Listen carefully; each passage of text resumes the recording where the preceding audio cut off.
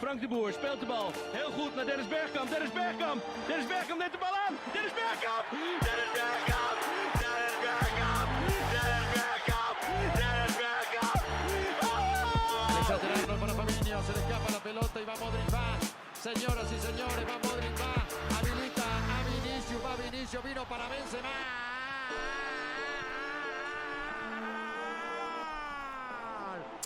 Camarades, bonsoir, bienvenue. Le PSG est en finale de Ligue des Champions. Ça y est, c'est officiel. Aurélien, bienvenue à toi. Merci à toi de nous accueillir aujourd'hui. On est parti. Le PSG s'est qualifié pour la finale de la Ligue des Champions. Hier, on réacte très rapidement pour une fois. À croire que c'est notre métier principal. On a que ça à faire de toute façon dans nos vies. Le PSG affrontera donc l'Inter le 31 mai prochain à Munich. Ça rappellera des souvenirs au football français puisque c'était à Munich, pas dans ce stade, dans le stade olympique que Marseille avait battu l'AC Milan en 93. C'était également au mois de mai. Bon, vous allez me dire c'est logique, c'est le calendrier qui veut ça. Et donc on est à quelques semaines maintenant, environ 3 semaines, ouais, c'est ça à peu près. Donc un tout petit peu plus de la finale de la Ligue des Champions, du grand rendez-vous pour le foot français et pour le PSG qui aura bien sûr une autre saveur. Je pense qu'on aura l'occasion d'en reparler de la finale de l'année Covid où c'était à huis clos, ouais, où il n'y avait pas de supporters et tout. Là ça va être quelque chose de fort. Ouais, c'était un match très étrange. Même toute la fin de la compète 2020, ouais, quand tu y repenses, même quand tu revois les images, putain, c'était bizarre comme foot. Et voilà. Bon bah écoute, on va pas passer par 4 chemins, on va revenir sur ces demi-finales. Allez, c'est parti. Le PSG s'est donc imposé 2-1 hier au match retour, après s'être imposé 1-0 à l'Emirates à l'aller. Déjà toi Aurélien, un peu, bon, on n'est plus vraiment à chaud, mais si tu devais résumer brièvement les émotions, voilà, que tu as ressenti, on est tous les deux pas supporters parisiens, mais c'était quand même un moment fort pour le foot français. Ton analyse c'est quoi ? Ouais, je dirais que je me suis dit avec ce match que le PSG était entré dans une nouvelle phase. Et que, j'ai senti un PSG rapidement confiant, tu vois, en danger mais confiant, quoi. J'ai vu un nouveau PSG qui, pour moi, je pense que d'autres diront la même chose, mais tu te dis que un match comme ça, le PSG se serait chié dessus il y a 3 ans, quoi. Ah ouais, clairement. Moi je suis d'accord avec toi, je trouve qu'on aura le temps d'entendre les détails. C'est pas une grande double confrontation au niveau du jeu, au niveau du spectacle, mais est-ce que le PSG a vraiment été inquiété ? Personnellement j'ai trouvé que non, en fait j'ai trouvé que de A à Z, même matériellement au score, ils ont toujours été devant depuis la 4ème minute du match aller, mais sur ce match retour, c'est vrai qu'Arsenal a fait un gros début et puis on va y revenir, mais finalement Paris n'a presque pas tremblé, c'est ça qui est assez bluffant, je trouve. Oui, surtout qu'en plus t'as l'impression qu'ils ont réussi à vaincre l'ADN de la défaite du PSG qui était ancré pourtant bien profond là-dedans, quoi. Et même des joueurs qui ont connu cette période, tu vois, sur le terrain, on les voit changer, quoi. Donnarumma qui devient une sorte de sauveur alors que il les a condamnés tant de fois. Ah ouais, c'est clair, les individualités, il va falloir y revenir, mais Donnarumma, il a une grande part de mérite dans cette qualification, hein. Mais c'est l'importance de... Ça fait des années qu'on dit qu'en fait ça sert à rien de changer les visages et les joueurs tant que t'as pas fait un grand lavage dans l'organisation. C'est ce qu'ils ont fait. Ils ont lavé en profondeur, ils ont éliminé tous les gros problèmes, tous les grands squelettes dans le placard. Et tu vois maintenant des joueurs qu'on pensait condamnés se métamorphoser, quoi. Ouais, c'est clair. Ouais, moi j'ai trouvé que globalement Paris avait été au-dessus d'Arsenal en fait. Pourtant, on va vraiment se focus là sur le match retour, on va pas refaire toute la double confrontation parce qu'on a déjà eu l'occasion de le faire sur le match aller, mais sur ce match retour, Arsenal part bien, il démarre bien, tu vois, les 15-20 premières minutes jusqu'au poteau de Guevara en fait. On est en train de se dire, oulala, qu'est-ce qui se passe pour Paris ? Ça prend la mauvaise tournure, il y a 2 gros arrêts de Donnarumma. On les sent un peu fébriles et à partir du poteau de Guevara, ça leur met une claque, ça les réveille. Et après, finalement, il y a le but de Fabien Ruiz qui arrive assez vite et ils ont pas tremblé. Il y a même des ballons de 2-0, je pense à l'action de Barcola, notamment à un moment donné quand il est lancé par Guevara. Et ouais, en deuxième mi-temps, tu vois, le penalty qui est raté. Bon, on peut débattre aussi du sens de siffler un penalty que personne n'a vu ou personne n'a rien remarqué, mais bon, ce texte qu'on va pas débattre de l'arbitrage aujourd'hui, ça n'a pas de sens. Mais il le rate et derrière on ne sent pas non plus Arsenal qui sonne la révolte. Alors après j'ai un tout petit bémol quand même, Je dirais qu'Arsenal a eu quelques fenêtres, que ce soit en début de match et ensuite sur Saka quand il peut marquer le but du 2-2, juste après avoir marqué le but du 2-1. Mais finalement, tu vois, c'est des fenêtres là où le PSG a eu un contrôle assez total sur le jeu. Ouais. En fait, après, je trouve que c'est un bon truc d'avoir parlé du poteau de Kvara. Moi, je me suis dit, ok, après ce poteau, ils ont réalisé qu'ils étaient plus forts en fait. Et c'est un truc que tu as besoin quand tu veux enfoncer une équipe alors que tu gagnes déjà. C'est de te dire, en fait, on a angoissé là pendant 15 minutes, mais on est plus fort qu'Arsenal. Et ensuite, ils se sont permis de jouer. Après, moi, je me suis aussi dit, là, par exemple, l'occasion manquée de Barcola, il y a des trucs qu'il va pas falloir manquer dans une finale, quoi. Parce que là, c'est une demi, donc même si c'était un match un peu fermé, t'as toujours plus de risques qui sont pris que dans une finale. Ouais. Et une finale, t'as parfois une, deux, max 3 occasions par match. Une aussi ouverte, toujours dur, hein, mais une aussi ouverte que Barcola, il va pas falloir la rater face à Milan, je pense. Ouais, et moi je dirais que même au-delà, tu disais au moment du poteau de Kvara, ils se sont rendus compte qu'ils étaient plus forts aussi. Moi je pense aussi que, là où je suis d'accord avec toi, ça a marché dans l'autre sens. Arsenal, au moment du poteau de Kvara, s'est dit oula, attention, parce qu'à la moindre action, ils peuvent nous tuer définitivement. Et si on en prend un, on sait qu'on est quasi mort. Donc après, on pourra reparler vite fait d'Arsenal aussi, qui est quand même très critiquable sur la double confrontation. Mais franchement, Paris, hier, a été très très bon. Et voilà, moi, c'est pas un mea culpa parce que je maintiens tout ce que j'ai dit dans les mois précédents. Mais le fait est que quand c'était pas bien, on le disait pour Luis Enrique, pour Donnarumma. Donnarumma, il fait une top campagne, hein. Franchement, là, sur ce qu'il montre sur cette Ligue des Champions, il revient largement dans le top 10 des meilleurs gardiens du monde. Il n'a pas fait de boulettes récemment, etc. Voilà, sa place dans un top 10, dans un top 5, dans un top 3, comme vous voulez, c'est vraiment variable selon les performances. C'est pas du all-time. Donc, j'ai aucun mal à le dire, il y est. Et pareil, Luis Enrique, on l'a beaucoup critiqué, mais le fait est que là, en tout cas, sur ce coup-là, ça a marché et bien marché. Donc, c'est super équipe, avec quelques points faibles quand même, avec des critiques qu'on peut faire. Et encore une fois, il faut vraiment distinguer le sportif de l'extra sportif. Mais en termes de sportif, c'est génial ce qu'ils font. Faut qu'ils savourent aussi, mais là voilà, ils s'installent durablement. J'ai vu la stat, ils ont 4 demi-finales sur les 6 dernières participations. C'est très sérieux, et un peu comme Manchester City ou Chelsea, tous ces nouveaux riches, on a souvent senti qu'il fallait qu'ils tournent autour avant d'y accéder. Alors attention, on n'est pas en train de faire le débrief de la finale, on n'est que en train de faire le débrief de la demi-finale. Mais il y aurait aussi un certain sens dans une perspective plus globale si c'était la bonne pour cette année. C'est vrai que il faut que ce soit, quelle que soit l'issue de la finale, le début d'une période pour le PSG où il s'installe comme l'a fait City avant de gagner. Tu as très bien dit ça. Ils ont tourné autour pendant longtemps, mais même quand ils gagnaient pas, City, c'était toujours la meilleure équipe de Ligue des Champions quasiment. Et ils ont mis du temps à la gagner, mais le PSG c'est pas encore ça. Là on est encore dans un cas de figure où c'est la plus grande année du PSG en Ligue des Champions. Il y a un effet de folie, il faut pas que ça reste comme ça, quelle que soit l'issue de la finale. Il faut que ce soit le début d'une période comme ça où le PSG tous les ans va en demi et fait peur à tout le monde. Là c'est encore une période où on se dit c'est fou ce qui se passe, tous ces joueurs en qui on croyait plus, etc.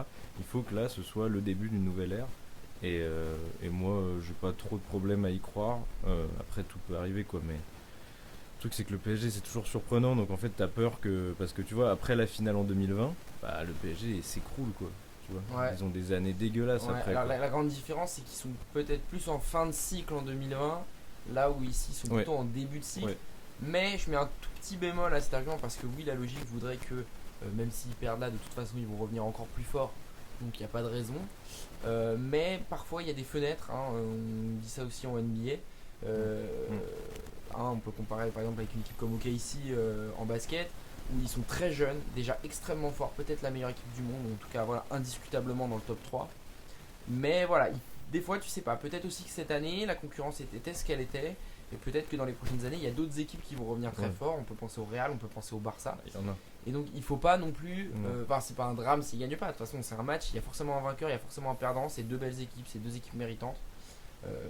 Mais voilà, il faut aussi espérer que ce soit celle-là pour la bonne parce que on ne sait pas derrière de quoi les années suivantes sont faites. Normalement ils vont pas tout chambouler le PSG de leur côté cet été et l'été suivant, mais voilà, il peut y avoir aussi parfois des équilibres qui se perdent, qui se gardent.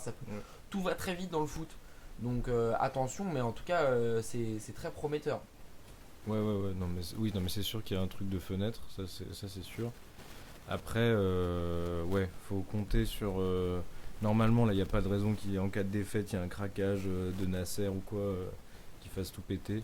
Il y a un équilibre et je trouve qu'il y a une ligne sportive là qui a été qui marche, donc qui avait été de reconstruire autour de jeunes joueurs vraiment qui sont recrutés en début de carrière, qui ont faim et qui puent l'ADN de leur club quoi. Là tu vois des mecs qui se battent pour ce club, tu vois. C'est un truc qui fait plaisir parce que le PSG c'est peut-être ça a été pendant longtemps le cliché du club de mercenaires. Parce que c'est normal en fait, tous ces clubs riches ils ont eu du mal à s'effacer ça. Man City a réussi, tu vois, ils ont plein de joueurs qui sont fidèles à ce logo là, tu vois. Le PSG ils ont eu du mal avec ça, avec l'arrivée des Qataris. En fait pendant longtemps les icônes du PSG c'était des mecs d'avant, tu vois, les gens qui parlaient en bien du PSG parmi les joueurs c'était des gars d'avant les périodes Qataris. Et tu vois les mecs de la période 2010-2020, à part Pastore t'en as pas beaucoup qui rendent hommage à l'emblème. Là, tu vois plein de jeunes qui sont fiers d'être des joueurs du PSG. Et c'est le truc qu'il fallait depuis des années, je pense, qu'il fallait vaincre. Donc bon, après, tout peut s'effacer aussi. Hein. Je veux dire, Dembélé, il fait une saison incroyable. C'est pas le joueur le plus stable du monde non plus.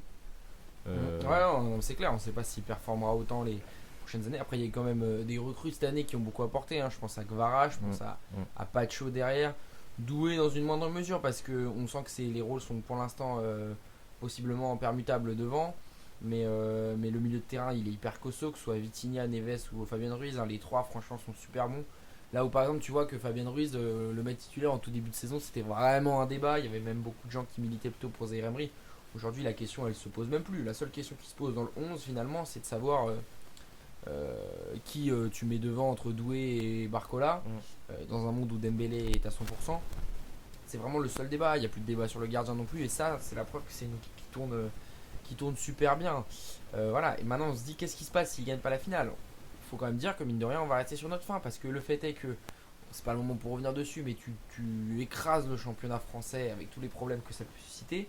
Finalement ça devient la Ligue des Champions tout son objectif, donc forcément maintenant quoi qu'il arrive ça aura été une excellente campagne, ça aura été une grande réussite, mais si tu gagnes pas tu restes quand même sur ta fin. Mais en tout cas c'est très très bien. Et voilà, moi ce dont je voulais parler aussi c'est les gens qui critiquent la demi-finale dans son ensemble en disant par rapport à Inter-Barça c'était vraiment de la merde.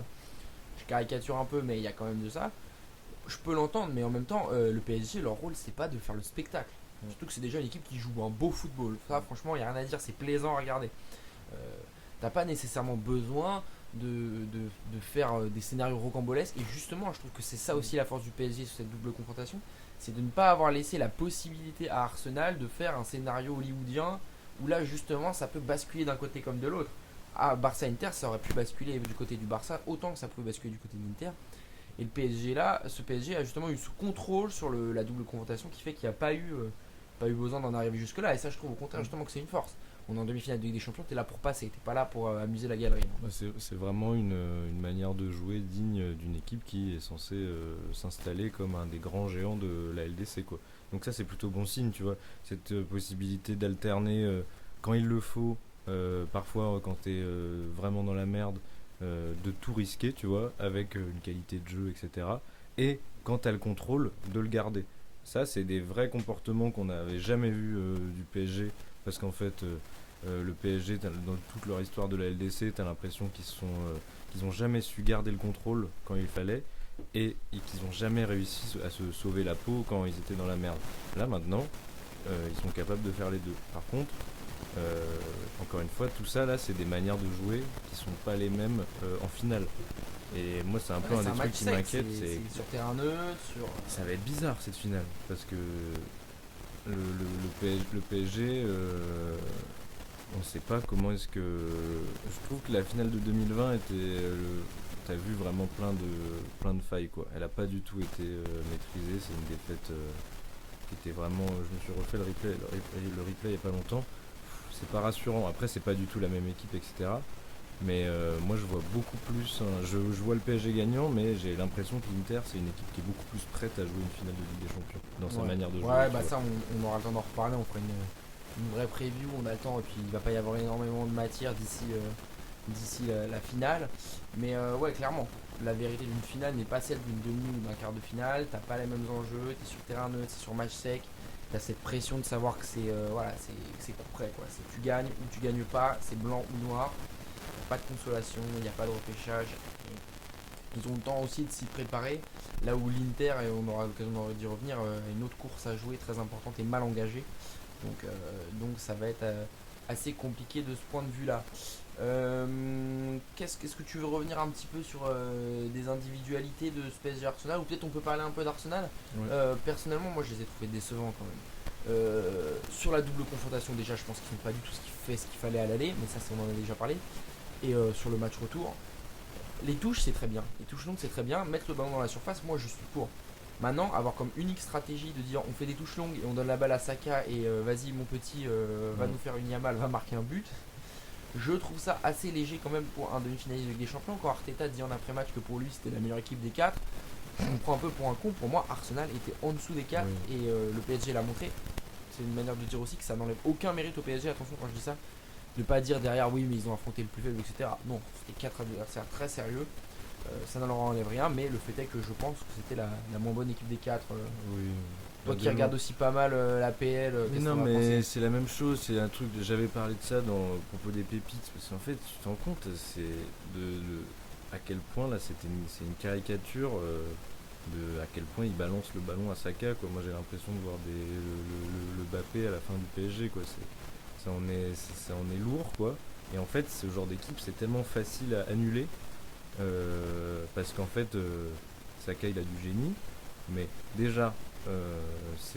Pour moi, je l'avais mis premier de mes jeunes, mais c'est un joueur qui est incroyable, mais qui serait encore meilleur accompagné quand même. C'est pas non plus, c'est pas du tout le même genre de joueur que Yamal. En fait, quand on voit des ailiers un peu jeunes, un peu rapides, on se dit c'est les mêmes. C'est pas du tout pareil. Saka, il a. Ouais, c'est un des rares ailiers vraiment extérieurs de débordement. Ouais. Et c'est pas un mec à qui tu peux donner le ballon en entrée de moitié de terrain et lui dire fais ça. C'est un mec il faut accompagner, et au moment de l'entrée de la surface tu lui donnes, il dévie. Enfin, c'est un joueur super complet qui est capable de magie, mais en fait quand tu résumes ton attaque à ça, c'est pas possible. Moi les touches ça m'a fait rire, ouais. Je me suis dit putain, Ouais. rugby ou quoi. Je sais pas ce que t'en penses. Je trouve qu'Arsenal en fait c'est un peu le deuxième par excellence dans le sens où ils sont très forts, rien à dire et tout, mais ils ont des lacunes évidentes qui sont impossibles à gagner. Je sais pas. Évidemment, bon après c'est aussi à cause des blessures, mais en attaque t'as pas de neuf. Tu joues avec un milieu de terrain en neuf, et aussi derrière. Je trouve que les latéraux c'est un peu juste. Bon évidemment il manquait Gabriel aussi, mais voilà, Lewis Kelly on me l'a présenté comme Patrice Evra à Manchester United. C'est un très bon jeune, il va devenir très fort, il n'y a aucun doute, mais peut-être que c'est encore un peu léger. Timber, il y a aussi de quoi se poser des questions. J'ai trouvé cette équipe d'Arsenal assez naïve finalement par séquence. Attention, le PSG a pu l'être aussi, hein. On peut penser à la première demi-heure de Nuno Mendes. C'était peut-être même lui le meilleur joueur d'Arsenal sur la première demi-heure, une catastrophe, il a tout raté, même si ça a aligné ensuite. Mais ouais, Arsenal, j'ai l'impression que cette culture de on est fort mais on est des losers, elle est inscrite jusque dans l'effectif, dans la construction. Je sais pas, j'ai pas été convaincu. Voilà, c'est une très bonne équipe, elle est sur le Real, y a rien à dire. Mais tu sens qu'en fait, ils ont jamais vraiment été en position d'aller en finale. Et si la finale c'était Arsenal-Inter, moi perso, je vois plutôt l'Inter. Bah ouais, mais non, oui, mais en fait c'est juste que c'est chiant parce que c'est la même chose, c'est les mêmes problèmes depuis. C'est ces problèmes-là qui font qu'ils gagnent pas la première ligue. C'est ces premières-là c'est ces trucs comme ça qui font qu'ils gagnent pas la Ligue des Champions. Parfois le foot c'est bête, quoi. Tu as des problèmes en attaque, et ben tu prends un autre attaquant, quoi. Et les mecs, Arteta, je sais pas, c'est un truc, moi j'adore cet entraîneur, j'aime bien les mecs qui s'installent, qui donnent une ADN, qui sauvent quasiment un club et tout. Mais il est borné là-dessus, le mec il veut pas prendre de nouveaux neufs. Alors que ça marcherait parfaitement bien. Parfois le foot c'est vraiment simple là-dessus, quoi. Donc ouais, et Martinelli, malheureusement c'est un bon joueur par moment, mais moi Martinelli il a eu ses meilleures périodes quand il sortait du banc, en fait. Parce que là tu le vois, en fait, en le faisant jouer titulaire, il a des moments de fulgurance et tout, mais parfois On m'a vendu Mission Impossible, le retour avec Tom Cruise et c'est Danny Boone, quoi. Ouais. Non Ouais, je mais comprends. c'est en fait moi j'en veux que à Arteta et au reste du groupe sportif parce que ils sont bornés avec un système de jeu qui fait qu'ils sont comme t'as dit éternel deuxième alors que franchement c'est pas si compliqué. Là tu vois par exemple ils parlent de signer Coman, bah, c'est une bonne idée mais je sais pas si on a besoin de ça. Coman, il est trop blessé. Je sais pas si t'as besoin de ça, si t'as envie en mai de compter en phase finale de Ligue des Champions, de compter sur Kingsley Coman. Tu Bah, vois. Kingsley Coman à 100%, ouais, tous les jours, mais il y a combien de pourcents de chances Mais qu'il c'est soit ça. là? Et en fait, en plus, c'est un peu dur. C'est une équipe qui a des joueurs super talentueux, qui a une vraie ADN et tout. Mais bon. Et le pire, c'est qu'il y a un autre truc, c'est que les joueurs qui sont censés être vraiment les piliers, et ben, ils ont vachement des failles. Hein. Saliba, il fait une saison qui est pas si folle, contrairement à ce qu'on entend, etc. Saka il brille, mais Odegaard pareil, il y a des moments où c'est moins bon. Le milieu de terrain, Declan Rice il est cool, tu vois, il nous fait un truc, c'est un très bon joueur, mais il est pas Ouais, infaillible il fait non pas plus. une grande double confrontation. Effectivement, Lewis Kelly, le mec il devrait pas jouer autant, tu vois. C'est pas un joueur qui devrait jouer autant, c'est pas de sa faute. Moi je lui vois un bon avenir et tout, quoique parfois hein, c'est malheureusement tu peux Moi, cramer je des préfère jeunes. ça à aussi, hein. Zinchenko, perso. Putain, Zinchenko, ça a été dur Ouais. ça aussi. Bah, tu préfères tout à Zinchenko après. Ouais, non, Tu préfères Dante à Zinchenko en latéral gauche. Quoi. Non, ça m'énerve parce que en plus tu le vois. Donc là, Arteta, en plus le mec se remet. J'espère qu'il se remet en question. Mais dans la conférence de presse qu'il fait après, il se remet pas en question. Et ça, c'est dangereux pour les années à venir parce que je pense qu'Arsenal veut continuer avec lui. Mais en fait, il faut passer une étape et ça fait 2 ans qu'ils ont l'occasion de le faire en faisant les bons recrutements. Et ils le font pas. Donc c'est juste inquiétant pour eux. Et oui, c'est de loin la plus faible des 4 équipes. Mais on le savait avant, ça déjà. Ouais, bah en tout cas, on le supposait. Bon, bah voilà pour ce PSG Arsenal. Donc le PSG est en finale. Le PSG n'est pas encore champion. Attention quand même à l'enflammade. Enfin, on fait des grands bilans sur la saison, sur le projet, etc. Mais je pense quand même qu'il faut attendre parce que, imaginons, tu perds contre Reims et contre l'Inter. Finalement, la saison. Oui. C'est une sorte de demi-molle, tu sais pas trop si t'es bien au début, mais Ouais, pas à la puis fin. et puis au final, tu t'en souviens pas, de toute façon, faut le dire. Hein, il faut, Ah si, je pense qu'elle sera marquante celle-là quand même. ouais, mais La nouvelle génération, bah, on oui, mais- s'identifie beaucoup plus quand même quand on est supporter parisien. Alors, ce qui est sûr, c'est que là, en termes de ce que j'appelle la direction artistique du PSG, c'est très bien. C'est des joueurs que t'aimes. C'est un peu ce que je disais avec le truc du maillot, mais c'est des joueurs qu'ils aiment beaucoup plus, je pense, qu'être fan du PSG. C'est vraiment cool. Tu t'identifies à des gars. Avant, il y avait ce truc du mercenaire qu'il n'y a pas maintenant, etc. Mais après, si cette saison-là, on gagne pas PSG gagne pas la LDC et qu'après tout explose, tu t'en souviens pas quoi. Ouais, aussi tu t'en souviens comme le Comme what de la if, merde, comme de la merde. Ah, ou tu t'en souviens comme le what if en Ouais, disant on est ouais. passé. Après, faudra voir le scénario de la finale aussi. C'est sûr que si tu prends 2-0 sec sans bavure, sans dire de prendre une tarte. Mais bon, on a le temps d'en reparler. Oui. Un petit mot quand même, on est un peu pris par le temps, mais un petit mot quand même sur Inter-Barça. Putain, quelle demi-finale. Franchement, il y a eu pas mal de débats sur ça, sur les réseaux, etc. Il y a des mecs qui ont remonté tous les précédents, machin. C'est sûrement la plus grande demi-finale de l'histoire de la Ligue des Champions dans sa version moderne, donc forcément all time quoi. Ouais, 3-3 à l'aller, 3-3 à l'issue des 90 minutes. Début de fou, en plus Acerbi, le mec il a eu 2 cancers, il a perdu Ouais, son t'as père, plein le de- scénario il avait jamais marqué, c'est T'as incroyable. plein de petites histoires dans cette double Ouais. confrontation, c'est ça qui est marrant, c'est vraiment cool. Ouais, mais tu sais ce qu'on dit sur ça, on dit tu vends ce scénario à un mec du cinéma, il dit arrête gros, c'est trop. Ouais. Soit fais un nous un truc réaliste quoi. Et Non, c'est c'est vraiment trop bien, complètement fou. Même, enfin, et puis t'as des gars, je veux dire, qui aurait cru quand même que Jan Sommer serait homme du match d'un match retour d'une demi-finale de LDC à ce moment-là de sa carrière. Enfin, c'est des gardiens qu'on adore, Ouais, mais mais on n'aurait ils pas ont pris- imaginé non mais c'est ça quoi. qui est fou, c'est que l'Inter, alors déjà c'est une équipe très âgée, mais surtout ils ont pris que des mecs qu'on pensait cramer Ouais. en fin de course, et là ils sont redevenus titulaires dans genre une des toutes meilleures équipes au monde. T'as Acerbi évidemment qui est dans ce cas-là, t'as Jan Sommer, mais même t'as Mkhitaryan. Ouais. Le mec il était Ouais. mourant à United il y a 5 ans, et là il est redevenu Bien sûr. un top joueur, même Marcus Thuram. Marcus. Putain, Marcus Thuram quand il signe à l'Inter, qui aurait imaginé qu'il serait à ce niveau-là quoi. Tu vois, c'est un truc de fou.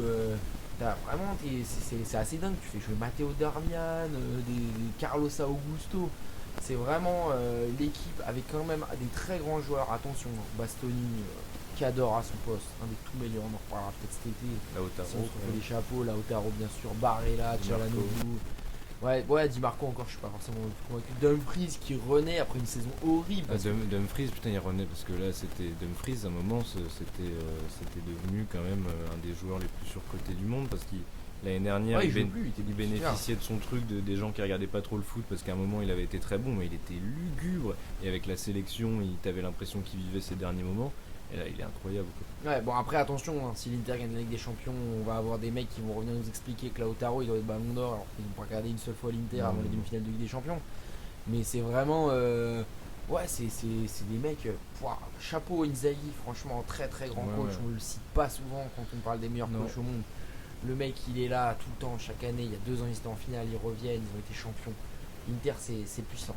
Et c'est des trucs que les organisations et je pense une partie des supporters ont du mal à comprendre que c'est bien quand un coach s'installe, quoi. Ouais c'est ça, faut laisser du temps, il a construit son groupe petit à petit, tu vois. Ça, c'est une des vraies tristesses du foot. Moi, c'est un des trucs qui m'énerve le plus quand les gens sont trop pressés avec les coachs, quoi. C'est un truc, on comprend pas à quel point c'est des humains et qu'ils arrivent tous avec des projets en tête. Faut laisser poser les valises, quoi. Donc voilà. Et après, il y a le Barça quand même dont il faut parler. Ouais, bah aussi. attends, juste pour finir sur l'Inter, on va parler du Barça, mais qu'est-ce que je voulais dire par rapport à ça? Merde, j'ai oublié. Ouais, les mecs qui disent le football a perdu, ou déjà je déteste cette expression. À la base, le football il gagne pas, il perd pas. Même si des fois on peut dire que pour le foot c'est mieux que telle équipe ait gagné. Oui, le Barça est par essence plus spectaculaire que l'Inter. Mais le football, qui que soit le gagnant, n'aurait pas perdu ou gagné. Pour moi, c'est juste deux visions du Ah foot ouais, ouais. qui s'opposent. Et putain, l'Inter, c'est pas les années 90 en Italie non plus. Hein. Non. Ils mettent quand même 7 buts sur la double confrontation. Oui, certes, ils jouent avec un bloc plus bas, c'est moins des mecs petits, techniques, etc. Mais c'est deux visions géniales, tactiques. Et enfin, putain, on est sorti du foot juste guardiolesque. Ils sont d'influence, pourtant c'est le Barça. De ces mecs qui veulent absolument juste ressortir court tout le temps faire les mêmes choses. Guardiola il a mis sa patte sur le foot mondial pendant une éternité, mais peut-être que cette année Ligue des Champions est en train de montrer que tu peux faire autrement, autre chose, et en ce sens moi je trouve ça génial. Mais oui, le Barça, tu voulais en parler, vas-y, je te laisse. Bah, c'est quand même. Moi, d'un côté, tu vois, ça fait chier pour une équipe comme ça qui est construite parfaitement. Flick qui a une main de maître sur ce projet et tout, donc c'est un projet que moi j'adore, les projets bien construits, tu vois, je suis amateur des trucs carrés comme ça. C'est donc ça fait un peu chier pour tous ces joueurs. En même temps, et c'est ça qu'ils ont tous dans la tête, c'est que partie remise. C'est un club qui a toujours su remonter. Et là, je pense que le Barça entre dans un nouvel âge d'or d'une certaine manière. Et surtout, ça remet en jeu, même si en vrai, je pense pas, cette fameuse question du Ballon d'Or qui va, je pense, nous intéresser après à la fin de la saison. Ouais, on a d'en Mais, parler, mais je pense qu'il y a un mec avec des mèches blondes qui est quand même bien placé de ce mais- qu'il a montré. Mais en tout cas, En tout cas, c'est le favori d'après les bookmakers. Donc mais ça, je ne parle pas en mon nom, mais tout ça pour dire que un peu triste pour ce Barça, mais je vais pas dire que le foot a perdu, quoi, j'en ai rien à non, foutre. bah avec une mais telle défense, il mérite pas d'aller en Ligue des Champions, en finale de Ligue des Champions. c'est bon. Après, Araujo a dit que c'était la faute de tout le Voilà, monde. donc Araujo, le mec coûte le but du 3-3 C'est la en faute étant à tout le complètement monde. endormi sur le marquage d'un Ça- défenseur central. Et il va dire quoi? Ouais, Gérard Martin, 20 ans, ouais, franchement, le mec il doit pas se faire éliminer comme ça. Eh, ferme ta gueule, gros, ferme ta C'est gueule. le gars, quand le fautif dit que c'est la faute de tout le monde. Alors il a le brassard, hein, je le rappelle. Mais bon, il est donc, censé être c'est une exemplaire. équipe qui a encore des failles, mais c'est ce que je redis, il y a des joueurs tellement bons qui jouent tellement bien ensemble que, par si des horreurs arrivent. Ouais, voilà, ça va être Tutto une équipe. bene. Bah après, faut voir financièrement aussi, mais en tout cas, c'est un futur très prometteur. Voilà donc pour ce débrief des demi-finales de Ligue des Champions. On aura le temps de faire une vraie grosse et bonne preview de la finale évidemment, et puis on va se retrouver très vite. On a des nouveaux épisodes qui arrivent très prochainement. Voilà, en espérant que cet épisode vous ait plu. Une demi-heure, c'est ce qu'on s'était fixé. C'est parfait. Allez, gros bisous, à la prochaine.